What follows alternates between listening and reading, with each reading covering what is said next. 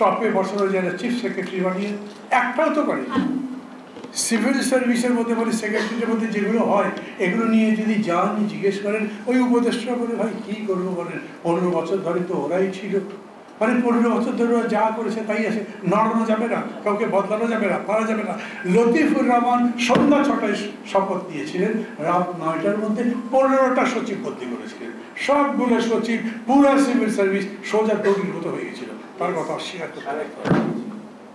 আর আমাদের এনারা ক্ষমতায় বসবার পরই সবার দূর দূর করে একেবারে 14 তালি উঠে গেছে, বলেছে এত ব্যস্ত ছিলাম, এত পরিশ্রম করেছি, এত প্রান্ত পরীক্ষা দিতে পারবো না, লেখাপড়া করতে পারি। বলেছে আচ্ছা অটো প্রমোশন দিয়ে। ওই অ্যাডমিনিস্ট্রেশন চলে?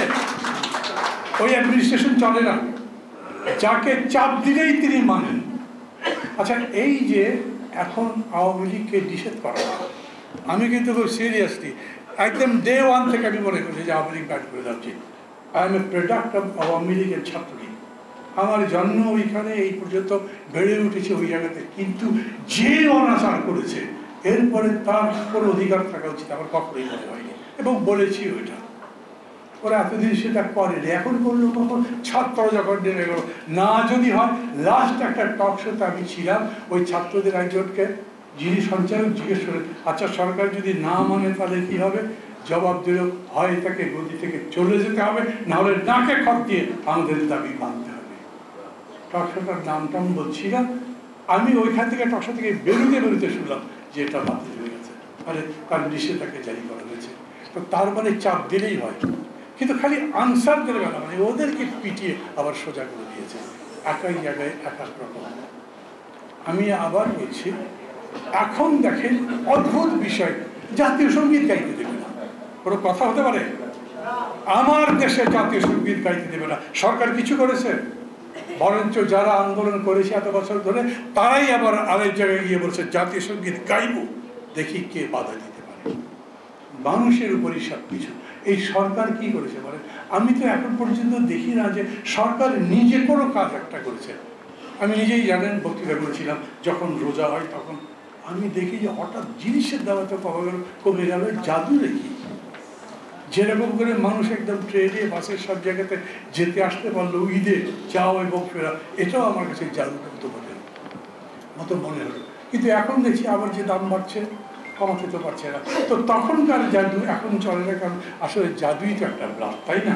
কথা বলা এরকম করে ঠিকঠাক, নিশ্চয়ই তার কোনো একটা ব্যাখ্যা আছে, আমি তার মধ্যে যাচ্ছি না, অত সময় আমার দাঁড়িয়ে সেলিম কি পাশে দাঁড়িয়েছে দেখি না, ওকে আবার আমি খুব ভয় করি, জিজ্ঞেস করছিলাম, আমি জিজ্ঞেস করেছিলাম ভাই তুমি যখন দাঁড়াও তখন কি থেমে যেতে হবে? বললো হ্যাঁ একটু এরকম তো আছে, নাহলে বলা যায় না, আমি শেষ করে দেবো তাড়াতাড়ি, দেরি করবো না, আমি দেরি করবো না তাড়াতাড়ি।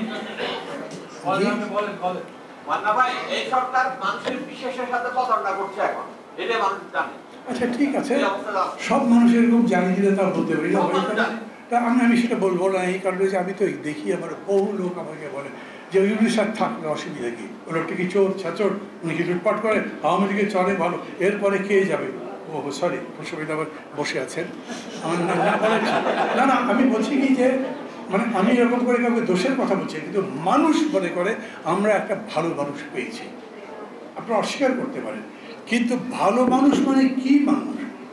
আমি হেঁটে যাচ্ছি, দেখি একটা মেয়েকে ধরে যাচ্ছে, রেপ করবে, আমি বাবা ভালো মানুষ, আমি ওর মধ্যে চাই, আমি কোনো ভালো মানুষ?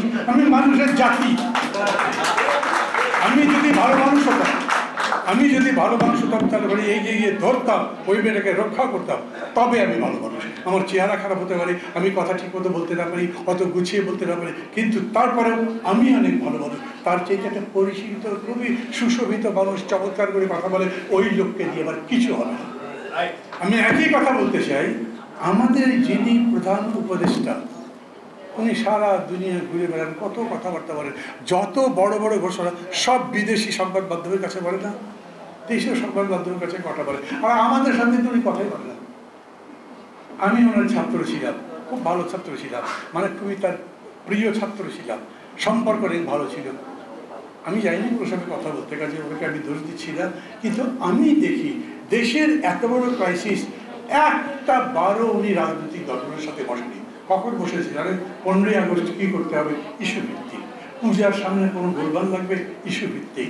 ওই যে আগরতলাতে আগুন লাগিয়ে দেওয়ার চেষ্টা করেছে আমাদের এমবেসিতে, ইস্যু ভিত্তিক। রাজনীতির প্রশ্নে এক জায়গাতেও বসেনি, শুধু বলছে আমি সংস্কার করবো যদি সবাই সম্মত হয়, একটা জাতীয় ঐক্যবদ্ধ গঠিত হয়। যদি ঐক্যবদ্ধ গঠিত না হয়, তখন কিন্তু বলেছেন একদম, যেদিন উনি ফ্রান্স থেকে ফিরে এসেছিলেন এয়ারপোর্টের মধ্যে বলেছেন আমার কথা যদি না শোনো তাহলে আমি চলে যাব। আমি সব সময় ভয় থাকি কোন দিন যন্ত্রণায় অস্থির চলে যান, বলবেন আমি তো আগেই বলেছিলাম চলে যাবো, তোমরা কথা শুনে যায়, কি বলবেন তখন? মানে এইরকম লোক কেন হবে? রাষ্ট্র যিনি চালাবেন তাকে আমি 10টা প্রশ্ন করতে পারবো, উনি 10টা প্রশ্নের জবাব দেবেন, তা যদি না থাকে তাহলে কিরকম করে চলবে? এর মধ্যে আমাদের উপদেষ্টারা একজন বলেছেন না আমরা তো নির্বাচিত সরকার, বা মানে নির্বাচিত করে সবাই মিলে তাদেরকে বলেছে বলে নির্বাচিত যদি হন তাহলে আমাকে জবাব দেবেন না, প্রশ্ন করবেন না। যত বড় প্যান্ডোরার বাক্স খুলেছেন, যত আলাদা আলাদা ডিফারেন্স দেখা গেছে, দেখেন পত্রিকার মধ্যে দেখেন 166-র মধ্যে 146টা প্রশ্নে বিরোধী দলগুলোর সব এক হয়েছে, কিন্তু বাইরের বক্তৃতা শুনলে পত্রিকা পড়লে মনে হয় যে বিরোধী দলগুলো এক আছে। বরঞ্চ বিএনপি জামাত এক ছিল, আলাদা হয়ে গেছে। নতুন একটা পার্টি হয়েছে এনসিপি, তারা অন্যান্য দলের সমালোচনা করতে করতে কিছু রাখছে না। এমনকি আমার কাছে মাঝে মাঝে মনে হয় বয়স্কদের কারণে যে সমালোচনা করা উচিত তাও করছে। তাদেরকে কেউ বোঝাচ্ছে ওরা কি সরকারি দল নাকি আধা সরকারি নাকি বেসরকারি, তাই তো বোঝা যায় না। এইরকমই চলছে। কিন্তু এইভাবে চলতে চলতে যেখানে আমরা যাব, শেষ পরিণতি কি? এখন ঐক্যবদ্ধ কমিশনের যিনি ভাইস চেয়ারম্যান তিনি বলেছেন রাজনৈতিক দলগুলো আপনারা অনেক বেশি নিজেদের মধ্যে দ্বিমত দেখছি, একটু বসেন, কথাবার্তা বলে একমত হয়ে যান। তারপরের দিন আবার বলেছেন মৌলিক বিষয়েও আপনাদের মধ্যে দ্বিমত দেখতে পাচ্ছি, সেগুলোর ব্যাপারে বসেন, কথা বলেন।